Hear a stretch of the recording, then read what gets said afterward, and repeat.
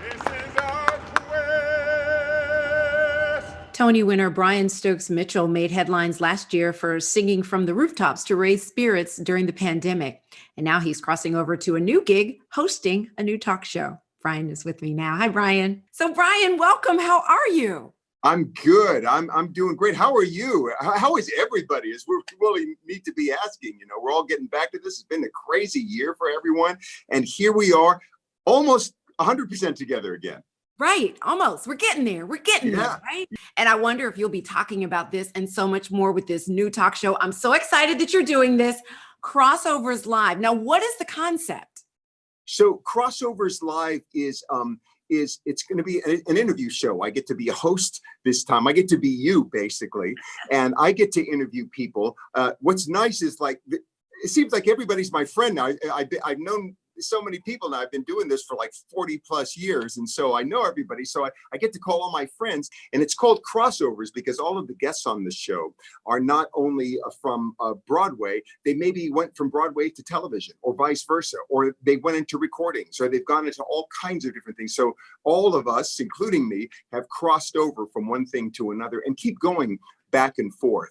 I love this. I love this so much. And I just feel like, that somebody like you particularly did not have to do a lot of prep work for this. I feel like when you're with your friends, like you're probably, I don't know this personally, such a great conversationalist. It's probably like because you're having these conversations already. So you didn't really have to do a lot of prep work to be a talk show host, did you?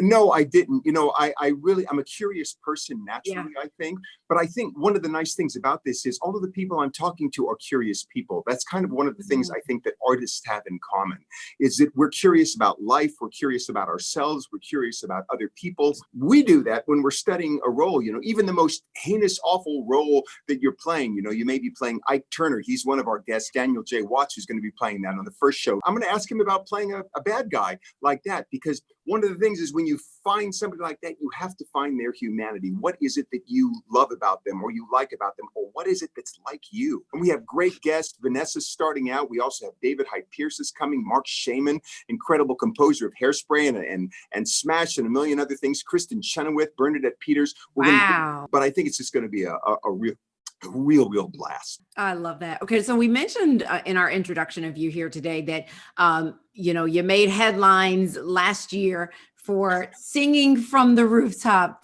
to support the healthcare workers. And you actually had COVID as well. How are you doing right now? Are you one of those long COVID sufferers? Are you feeling at the top of your game medically? No, I've been really, really fortunate. I mean, it took probably a good 3 months to finally get over it. And singing from the window was kind of a fluke. I wasn't really planning on doing that. I was warming up my voice on my own privately just to check how my lungs were doing. When I was at the window after clapping for everybody and the applause died down, I just thought, I think I can sing. And I just started spontaneously singing The Impossible Dream. And everybody on the street stopped.